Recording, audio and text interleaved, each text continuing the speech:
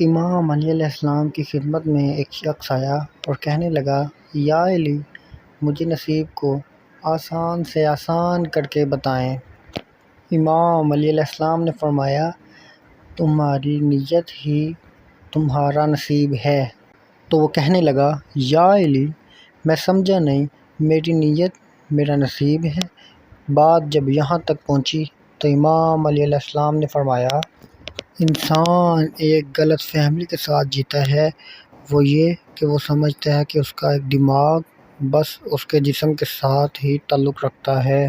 امام علی علیہ السلام نے فرمایا، اے شخص، اللہ تعالیٰ نے انسان کے دماغ میں قوت نیام بخشی ہے۔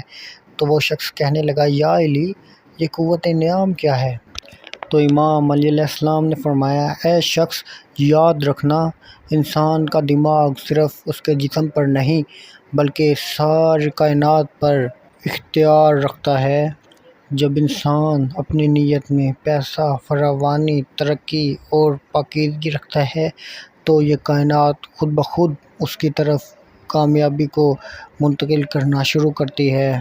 اور جو شخص اپنی زندگی میں ناکامی، پریشانی، ان چیزوں کو سوچتا ہے تو وہ پھر اس کا مقدر بن جاتی ہے۔ اے شخص، میں نے اللہ کے رسول سے سنا کہ جیسی تمہاری نیت ہوگی ویسا ہی تمہارا مقدر ہوگا۔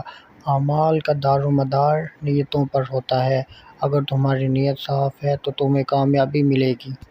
تمہارا کسی کے لیے برا سوچنا اس شخص کے لیے نہیں، تمہارے اپنے لیے برا لائے گا، اور تمہارا کسی کے لیے اچھا سوچنا اس کے لیے نہیں بلکہ تمہارے لیے اچھا لائے گا۔